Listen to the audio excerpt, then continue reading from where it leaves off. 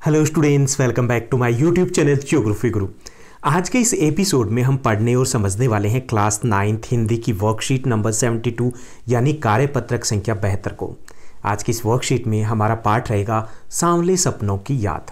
सांवले सपनों की याद ये पाठ हम पहले पढ़ चुके हैं। इसमें हमने पढ़ा था कि सालिम अली पक्षियों से बेहद प्रेम करते थे, यानी पक्षी प्रेमी थे, और उनके जीवन के कुछ क्षणों के बारे में हमने जाना था इस पाठ में। आज के इस पाठ में हमें एक गद्यांश दिया गया जिसको हमें पढ़ना और समझना है, और उस पर आधारित कुछ आसान से प्रश्न दिए गए जिनको हम हल करने वाले। तो चलिए शुरुआत करते हैं हम आज की इस वर्कशीट की। जैसा कि आप अपनी स्क्रीन के ऊपर देख पा रहे हैं, ये हमारी वर्कशीट नंबर 72 यानी कार्यपत्रक संख्या 72 रहेगा। हमारा विषय हिंदी है जिसमें हम सांवले सपनों की याद है उस पाठ की दोहराई करने वाले हैं। आज की दिनांक रहेगी 28 दिसंबर 2020। तो चलिए देखते हैं हम गद्यांश। उन जैसा बर्ड वॉचर शायद ही कोई हुआ होगा। उन जैसा किनके जैसा? सालिम अली के जैसा।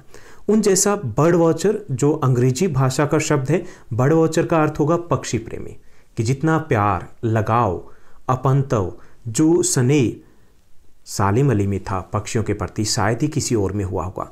लेकिन एकांत के क्षणों में सालिम अली बिना दूरबीन के भी देखे गए। लेकिन जब कभी वो एकांत में होते थे तो हर वक्त वो दूरबीन लिए हुए हालांकि हुआ करते थे, लेकिन जब एकांत में होते थे तो प्रकृति को निहारा करते थे, पक्षियों को निहारा करते थे, यानी प्रकृति के समीप रहा करते थे। दूर क्षितिज तक फैली हुई जमीन और झुके आसमान को छूने वाली उनकी नज़रों में कुछ वैसा ही जादू था जो प्रकृति को बांध लेता था। कि जब एकांत में होते थे या प्रकृति के इतने ज़्यादा नज़दीक थे सालिम अली कि जब वो प्रकृति को निहारा करते थे, उनके निहारने का अंदाज कुछ ऐसा होता था कि जैसे वो प्रकृति को उन्होंने बांध लिया हो। एक क्षण के लिए, एक पल के लिए वो प्रकृति रुक गई हो, वो दृश्य है वो थम गया हो, ऐसा लगते थे। क्योंकि वो जब प्रकृति के पास होते थे तो प्रकृति में खो जा करते थे। तो इसलिए कहा गया कि ऐसा लगता था जैसे उन्होंने प्रकृति को थाम लिया हो, उसको बांध लिया हो। सालिम अली उन लोगों में थे जो प्रकृति के प्रभाव में आने के बजाय प्रकृति को अपने प्रभाव में लाने के कायल होते थे। सालिम अली ने जो योगदान दिया था पक्षियों के लिए, और उससे ये कहा जा सकता है कि प्रकृति ने जितना उनको प्रभावित किया उससे कहीं ज़्यादा उन्होंने प्रकृति को प्रभावित किया। वो रहस्य, पक्षियों के बारे में बहुत सारे रहस्य थे जो वो दुनिया के सामने लेकर के आए। लोगों का जो दृष्टिकोण था उसको बदला उन्होंने। तो इसलिए कहा जाता है कि जितना प्रकृति ने उनको दिया उससे कहीं ज़्यादा उन्होंने प्रकृति को दिया। शायद प्रकृति भी उनकी कायल थी। उनके लिए प्रकृति में हर तरह की एक हंसती खेलती रहस्य भरी दुनिया पसरी हुई थी, और यह दुनिया उन्होंने बड़ी मेहनत से अपने लिए गढ़ी थी। यानी वो एक अलग ही दुनिया में रहते थे जहाँ शांति होती थी, प्यार होता था, स्नेह होता था, पक्षी होते थे और सालिम अली होते थे। ये दुनिया सालिम अली की दुनिया थी। तो ये था हमारा गद्यांश। अब हम प्रश्नोत्तर की तरफ बढ़ते हैं। आज की इस वर्कशीट में आसान से 5 प्रश्न दिए गए हैं। पहला जो क्वेश्चन दिया गया है, प्रकृति को क्या बांध लेता था? सालिम अली जब प्रकृति को निहारते थे तो ऐसा लगता था जैसे उन्होंने प्रकृति को बांध लिया। तो सालिम अली की नज़रें हैं वो प्रकृति को बांध लेते थे।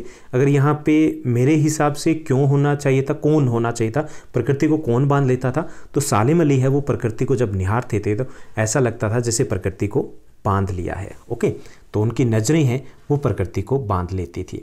उसके बाद दूसरा प्रश्न दिया गया कि बर्ड वॉचर से आप क्या अभिप्राय है? बर्ड वॉचर जो शब्द है उससे हमारा क्या अर्थ है, हमें ये बताना है। तो यहाँ सालिम अली को बर्ड वॉचर कहा गया है, अर्थात पक्षी प्रेमी। सालिम अली को पक्षियों से विशेष लगाव था, इसलिए उनके लिए इस शब्द का प्रयोग किया गया है। उसके बाद तीसरा प्रश्न दिया गया कि उन्होंने प्रकृति की दुनिया को कैसे गढ़ा था, यानी उनकी दुनिया की बात करनी हमें। सालिम अली प्रकृति से इतने अधिक जुड़े हुए थे कि उनकी अपनी अलग ही दुनिया थी जिसमें प्रेम, शांति, पक्षी और सालिम अली शामिल थे। तो उनकी दुनिया अनूठी थी। उसके बाद चौथा जो प्रश्न दिया गया कि जो प्रकृति के प्रभाव में आने के बजाय प्रकृति को अपने प्रभाव में लाने के कायल होते हैं, इस पंक्ति का आशय स्पष्ट कीजिए। जो पंक्ति दी गई कि जो प्रकृति को प्रभाव में आने के बजाय प्रकृति को अपने प्रभाव में लाने के कायल थे, यानी कि प्रकृति को प्रभावित किया था सालिम अली ने। तो हमें इस पंक्ति का आशय स्पष्ट करना है। तो इस पंक्ति का आशय यह है कि सालिम अली प्रकृति से जुड़े हुए थे और उन्होंने बहुत से रहस्य दुनिया के सामने रखे थे प्रकृति के, और लोगों का प्रकृति के प्रति दृष्टिकोण बदला। उनके इसी योगदान के कारण कहा जाता है कि उन्होंने प्रकृति को अपने प्रभाव से प्रभावित किया था। हर बार हम प्रभावित होते हैं प्रकृति से, लेकिन इस बार सालेम अली ने उल्टा किया। उन्होंने प्रकृति को प्रभावित किया, लोगों के दृष्टिकोण को बदला।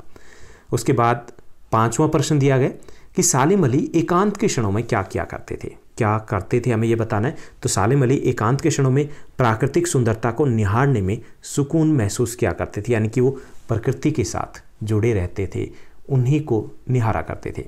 तो ये थी हमारी आज की आसान सी वर्कशीट। अगर आपको ये वीडियो अच्छी लगी तो इस वीडियो को लाइक और शेयर करना मत भूलिएगा। Thank you, bye bye, have a nice day.